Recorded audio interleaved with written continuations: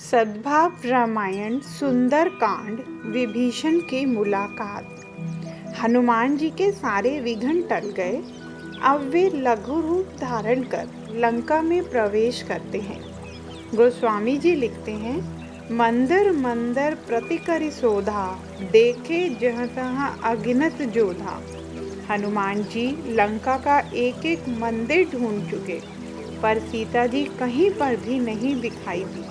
असंख्य योद्धा यहाँ वहाँ घूम रहे थे। लंका में हनुमान जी को एक एक घर मंदिर जैसा लगता है। क्या यह हनुमान जी का दृष्टि भेद था? नहीं, रावण ने लंका में जो मकान बनाए थे वे सब बाहर से मंदिर जैसे थे। हनुमान जी को लगा कि यह कमाल की बात है, परंतु मंदिर मानकर हनुमान जी अंदर प्रवेश करते तो अंदर भोग विलासिता होती है। बाहर से मंदिर का दिखावा और भीतर भोग का तांडव। यह रावण की विचारधारा है। हनुमान जी रावण के मंदिर में गए तो वहां रावण को सोया देखा। भोगमय दृष्टि देखकर हनुमान जी वहां से बाहर निकल गए। उन्हें लगा कि यहाँ भक्ति शक्य नहीं है, भक्ति का यह स्थान नहीं है। समस्त नगर में एक मकान में हनुमान जी को थोड़ी विशेषता दिखाई पड़ी। भवन एक पुनि दिख सुहावा, हरि मंदिर तह भिन्न बनावा। उन्होंने एक ऐसा सुनहला मकान देखा जिसके पास में एक अलग भगवान का मंदिर बना हुआ था। मकान की दीवार पर धनुष बाण के चित्र थे और आंगन में तुलसी क्यारी थी।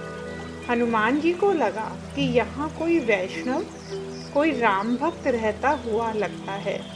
पर फिर उन्हें प्रश्न हुआ कि लंका में राम भक्त कहाँ से, लंका में सज्जन कहाँ से।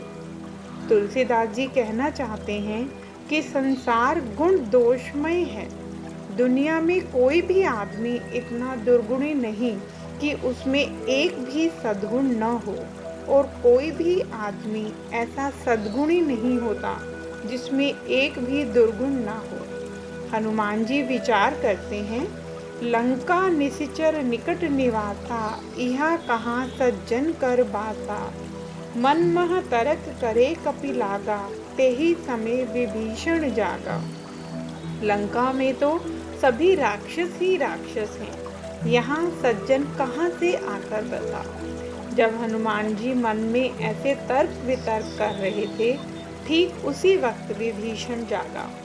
हनुमान जी का आना और विभीषण का जागना बहुत अच्छा योग है। इसका अर्थ यूँ होता है कि जीवन में जब तक हनुमान जी जैसे संत नहीं आएंगे तब तक साधक जागृत नहीं होगा। विभीषण राम नाम का जाप बहुत करते हैं, पर राम का काम जरा भी नहीं करते, इसलिए उनकी भक्ति सुषुप्त है। राम राम जपते रहें और रावण राम की सीता का अपहरण करके ले आया, फिर भी रावण के दरबार में विभीषण कभी ऐसा न बोले कि यह गलत हुआ है, तो वह भक्ति सुषुप्त है और संत के आगमन के बाद सच्ची भक्ति शुरू होती है। विभीषण राम राम जपते उठे। हनुमान जी को भरोसा हुआ कि सचमुच ही राम भक्त है। किसी भी तरह मुझे इससे दोस्ती करनी चाहिए। साधु के साथ दोस्ती करने से कार्य में कोई भी हानि नहीं होती। हनुमान जी ने ब्राह्मण का रूप लिया। विभीषण हनुमान जी को देखकर पूछते हैं, भूदेव आप कौन हैं? आपको देखने के बाद मेरे मन को इतनी शांति का अनुभव क्यों होता है? मेरी आंखें क्यों तृप्त हो रही हैं? राम जी ने मेरा उद्धार करने तो आपको नहीं भेजा है।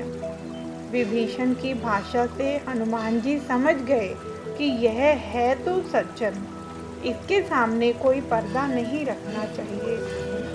इसलिए हनुमान जी मूल रूप में प्रकट हुए और प्रत्युत्तर में पहले राम कथा कही, प्रभु के गुणगान गाए और फिर कहा, मैं राम जी का दूत हूँ। संत पुरुष शुरुआत हमेशा प्रभु से करते हैं और अनिवार्य हो तो ही अपना परिचय देते हैं, जबकि संसारी प्रथम अपना ही परिचय देते हैं। भगवान तो कितने ही पीछे रह जाते हैं। संत प्रभाव छिपाते हैं और स्वभाव प्रकट करते हैं। संसारी स्वभाव छिपाते हैं और प्रभाव प्रकट करते हैं। हनुमान जी ने अपना नाम कहा। विभीषण हनुमान जी के चरणों में झुक गए।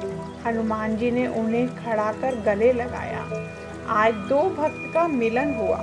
विभीषण ने कहा, बाबा, मुझे भरोसा था कि प्रभु कभी मुझ पर दया करेंगे। प्रभु ने दया की, तभी आप मुझे दर्शन देने आए।